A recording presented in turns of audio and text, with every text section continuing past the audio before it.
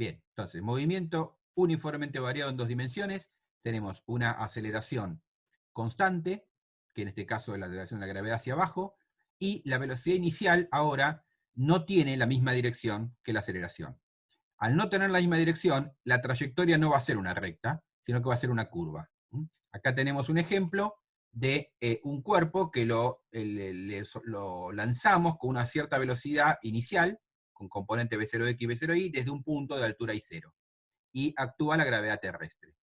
Entonces, las ecuaciones horarias, vectorialmente, van a ser, para la velocidad, van a ser las mismas que para el movimiento rectilíneo, porque vectorialmente siempre vale que la velocidad, como función del tiempo, es la inicial más la aceleración por tiempo. Esto es una ecuación vectorial que vale, no importa cómo sea la forma de la trayectoria, vale siempre que la aceleración sea constante.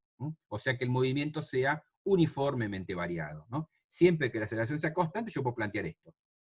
Ahora, como acá el movimiento no va a ser rectilíneo, sino que tengo dos dimensiones, voy a tener que separar, mejor dicho, esta ecuación en dos. Voy a tomar la componente x. ¿Y qué pasa en la componente x? Miren, si yo considero la componente x de esta ecuación, la componente x de la velocidad es la velocidad en x, como función del tiempo. La de la velocidad inicial es v0x, acá la tenemos. ¿Y qué pasa con la componente x de la aceleración? Y acá vemos que eso vale 0. La aceleración no tiene componente x. Por lo tanto, acá no hay que sumarle nada, ¿ven? La aceleración en x vale 0, y entonces fíjense que la ecuación horaria en la dirección x, para la velocidad, es la ecuación de un MRU. En la dirección x la velocidad es constante, o sea, la componente x del vector velocidad no cambia en todo el problema. ¿Por qué no cambia? Porque la aceleración no tiene componente en la dirección x, entonces no puede modificar la componente x de la velocidad. La aceleración solamente va a modificar la componente y de la velocidad del cuerpo, la x no. ¿Está bien? Entonces, Estoy despierto desde las 10. ahora sí podemos ver qué pasa con la velocidad en i. La velocidad en i, como función de tiempo, voy a tener que poner la velocidad inicial en i, acá está, v0i, y después tengo que sumar la aceleración en i por el tiempo, pero la aceleración en i vale menos g. Por lo tanto, acá tengo que poner menos g por t. ¿Ven? Acá tengo la ecuación horaria en la componente i, que sí es la ecuación horaria de un movimiento uniformemente variado, ¿no? ¿Ven? Solo que para la componente i nada más. Entonces acá lo que tengo es una combinación de dos cosas. En la dirección horizontal, la velocidad del cuerpo es como si fuera un MRU. Como si fuera, digo, porque no es un MRU, porque esto es una componente de la velocidad nada más, no es la velocidad. Es la componente horizontal. Mientras que la componente vertical, vamos a tener solamente dirección, la componente vertical sí vamos a tener una aceleración hacia abajo, g por t. Bueno, esto que tengo acá escrito, vamos a seguir un poquito, vamos a ponerle acá también los vectores, que le está faltando acá la flecha para indicar que esto es una posición inicial, una velocidad inicial, y acá la aceleración también es un vector, ¿no? Esta ecuación que está acá es vectorialmente la ecuación de la posición como función del tiempo para un movimiento con aceleración constante. Es el vector posición inicial más el vector velocidad inicial por el tiempo, más un medio del vector aceleración por el tiempo al cuadrado. Es decir, estas dos, vamos a marcarlas, si quieren las voy a recuadrar en otro color, para que las identifiquemos, ¿no? Estas son ecuaciones vectoriales. De esas ecuaciones vectoriales uno las puede descomponer, ¿no? Las puede descomponer en dirección X y dirección Y. Ya hicimos eso con la velocidad. Ahora vamos a hacer lo mismo con la ecuación vectorial de la posición. Entonces, si esto lo miro en X, ¿cuál es la componente X del vector posición inicial? Y la posición inicial en X, X0. ¿Cuál es la componente X de la velocidad inicial? V0x. La componente x de la aceleración vale 0, así que eso no está, así que tenemos la ecuación, ven que esto es como el MRU, ¿no? Tengo un x0 más b0x por t. Y en i, lo mismo. La componente i de r0 vale 0. La componente i de la velocidad v0 como vector vale v0i. Y la aceleración, componente i, vale menos g. Entonces ahí tengo menos un medio de gt cuadrado. Estas 4 ecuaciones que están recuadradas en verde, 2 para la velocidad y 2 para la posición, son las ecuaciones horarias que vamos a necesitar para resolver todos estos problemas en donde tenemos un cuerpo que se mueve bajo la acción de la gravedad en un movimiento bidimensional, o sea, en un plano vertical, sería un plano que contiene la vertical y la horizontal. ¿Está bien? Bien, esto es todo lo que tenemos que usar. Una vez que tenemos esto, todos los problemas salen con esto. Vamos a ir entonces al problema 16, vamos a leerlo, y vamos a ver la aplicación de esto. O sea, desagregás la velocidad y la posición en X e Y. Exactamente, Sí, hay que armamos separar. igual que antes, pero dividiéndola. Exacto, lo que tengo que tener en cuenta es que las ecuaciones horarias en Y son como las de un MRV, mientras que las ecuaciones horarias en X son como si fueran las del MRU. ¿No? ¿Ven? Es como descompongo el movimiento en 2 direcciones perpendiculares. ¿No? En una de ellas hay aceleración, en la otra no. Disculpe, ¿puede repetir qué es R? R es el vector posición de la partícula. Es lo que poníamos siempre, ¿no? R es, decís vos, es la posición de Sí, la sí, partícula como función de tiempo. sí. O sea, Porque me XY. había confundido. Gracias. ¿Está bien? R tiene componente X, o sea, R es un vector que está compuesto por XT y DT, las dos componentes. ¿Está bien? Así como la posición inicial está compuesta por X0 y 0. ¿No? La velocidad inicial, V0 de X, V0 Y. ¿No? Estos son las componentes que aparecen acá de estos vectores que están acá. Bien, entonces vamos al problema 16.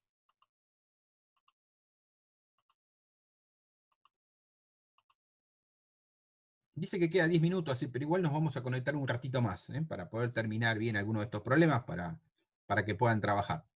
Dice, se dispara en forma oblicua un proyectil desde una altura de 15 metros sobre el piso. Al segundo de haber sido lanzado, se encuentra ascendiendo con una velocidad de módulo 20 metros sobre segundo. O sea, un segundo después de que lo lanzamos, la velocidad, el módulo de la velocidad es 20 metros sobre segundo, y dice que se encuentra ascendiendo. Eso quiere decir que la componente I de la velocidad es positiva, ¿no? Que va hacia arriba todavía. Formando un ángulo de 37 grados con la horizontal, la velocidad, ¿no? Hallar la velocidad inicial, las coordenadas de la altura máxima y la velocidad con la que alcanza el piso. ¿Está bien? Bueno, vamos a ver todo eso.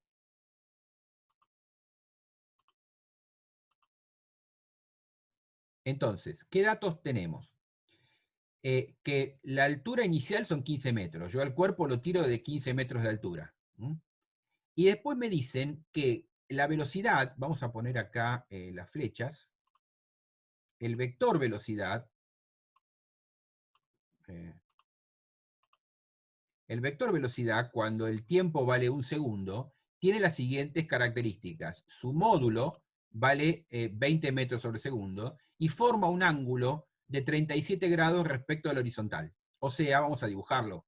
El vector es un vector que, vamos a dibujarlo así, por ejemplo, ¿está bien? Que respecto del horizontal forma un ángulo de 37 grados. Este ángulo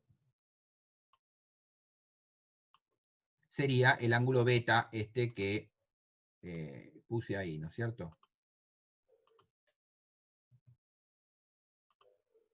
No lo llamé alfa porque alfa va a ser el ángulo de lanzamiento inicial, que no es un dato en este problema.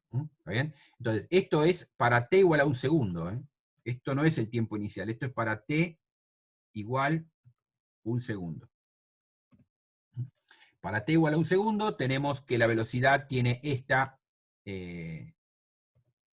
dirección. Bien. Bueno, ese es el dato que tenemos. Perdón, esto hay que...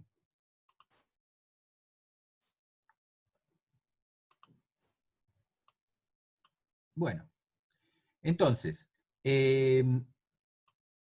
vamos a ver qué es lo que pasa con... Primero lo que voy a hacer, yo voy a necesitar escribir las ecuaciones horarias, pero primero vamos a ver si podemos utilizar estos datos de la manera que vamos a necesitar nosotros, que recuerden que para poder trabajar yo tengo que descomponer la componente X de la componente Y.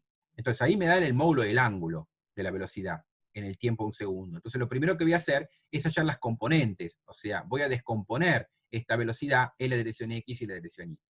Entonces, la velocidad en x, en el tiempo t1, va a ser el módulo por el coseno de 37 grados, ¿no? Porque lo que tengo que hacer es descomponer esto, ¿no es cierto? Es decir, tengo que descomponer esta velocidad en dirección x, perdón, esto, en dirección x, dirección y. Ahí tengo una dirección y la otra dirección. ¿Está bien? O sea, descompongo, acá tengo la componente x, que es por el coseno, porque es el cateto adyacente acá, ¿no? 20 es el módulo, coseno de 37 grados. El coseno de 37 grados es aproximadamente 0,8, ¿está bien? Y eso me da 16 metros sobre segundo. ¿Está bien? Ahí tengo la velocidad en x. Ojo, esta es la velocidad en x en el tiempo t1, pero eso es igual a la velocidad inicial en x. ¿Por qué? Y porque la velocidad en x no cambia. ¿Ven? En x no hay aceleración. Entonces, si yo puedo calcular la velocidad en x en un tiempo cualquiera, eso es lo mismo que la velocidad inicial en x. Porque en x la velocidad no cambia. ¿Está bien? O sea, esto es porque bx es constante. O sea, yo la calculé en el tiempo un segundo, ¿no? T1 es un segundo acá, ¿no? Es acá lo que tenemos, ¿no? T1 es un segundo. Yo lo calculé un segundo, pero esta no puede cambiar, es lo mismo que valía antes. ¿Está bien? Entonces, ya con eso, fíjense que ya con eso tenemos la velocidad inicial en x. Lo primero que pide el problema es calcular la velocidad inicial del lanzamiento. Justamente eso es lo que estamos haciendo. Entonces, ahora, la componente y, ¿qué hago? El módulo, que es 20 metros sobre segundo, por el seno de 37 grados ahora. Eso, el seno de 37 grados es 0,6 aproximadamente, esto me da 12. Ahora, ojo que esta es la velocidad en i en el tiempo t1. Yo tengo que calcular la velocidad inicial en i. Eso no va a ser igual, porque en i la velocidad no es constante. Acá tengo la ecuación horaria, ¿ven? En i varía la velocidad porque está la aceleración de la gravedad. Entonces, vengo a la ecuación horaria en i, ¿está bien? Si quieren le vamos a poner números a estas ecuaciones para identificarlas, así vemos qué es lo que estamos usando, ¿no? Esto sería ecuación 1 y ecuación 2, ¿no? Para la velocidad. Entonces lo que estoy haciendo acá es usar la ecuación 2, ¿no?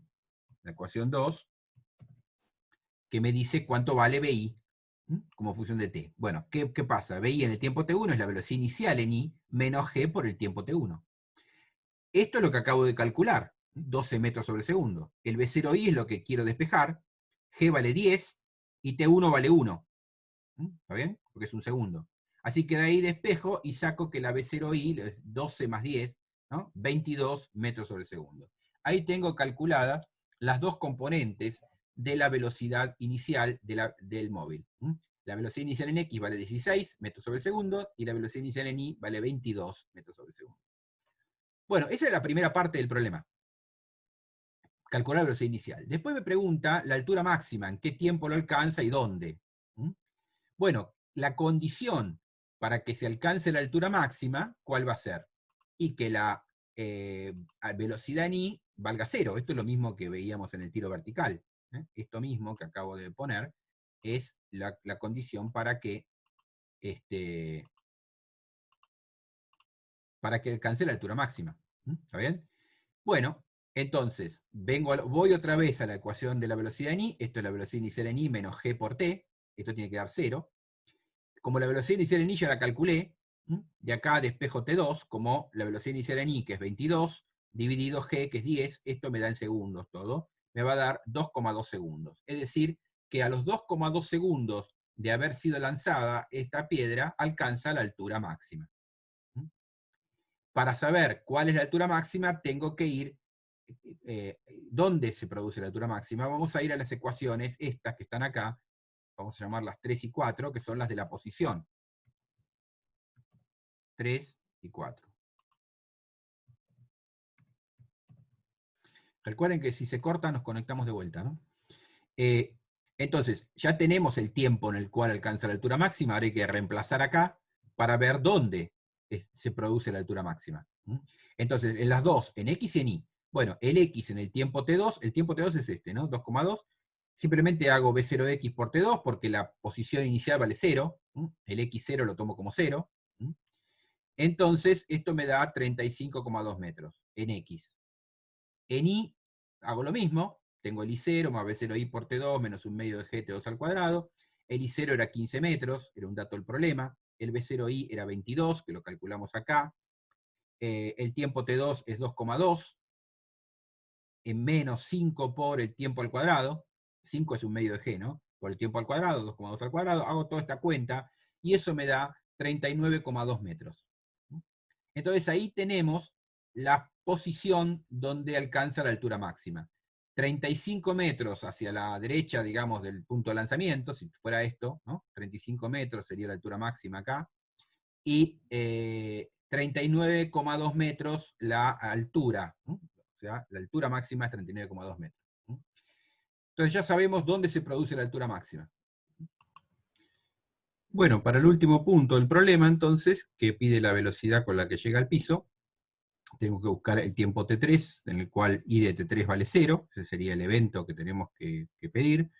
Y entonces, bueno, una vez que lo que tenemos que plantear es la ecuación horaria para I, que poniendo todos los datos, 15 metros la altura inicial, 22 metros sobre segundo la velocidad inicial en I, la aceleración de la gravedad, pongo igual a 0, resuelvo la cuadrática. Esto les va a dar dos soluciones, pero la positiva que les va a dar es 5 segundos, que es la posterior al tiempo inicial. Una vez que tenemos ese tiempo, que es el tiempo en el cual el objeto toca con el piso, entonces reemplazamos ese tiempo en las expresiones horarias de la velocidad. En X no hay nada que reemplazar, ya sabemos que la velocidad inicial, la velocidad en X va a ser siempre igual a la inicial, 16 metros sobre segundo. Y si reemplazamos el tiempo 3 acá, y esto nos va a dar, si hacemos la cuentita, menos 28 metros sobre segundo. ¿Está bien? Bueno, eso nos permite calcular el módulo de la velocidad y el ángulo que forma con la horizontal. Es decir, nos permite calcular el módulo haciendo la raíz cuadrada de la suma de los cuadrados, me da 32,25 metros sobre segundo, y para calcular el ángulo que forma la velocidad en ese tiempo final con la horizontal, puedo hacer el arco tangente de la componente y sobre la velocidad, sobre la componente x. Hago esa cuenta y nos da un poquito más de 60 grados, ¿no? Y ahí tendríamos completo entonces el problema 16 con todos los datos, ¿no? Recordemos que acá el dato inicial del problema 16 no era la velocidad inicial, sino que era la velocidad en un tiempo t1 posterior.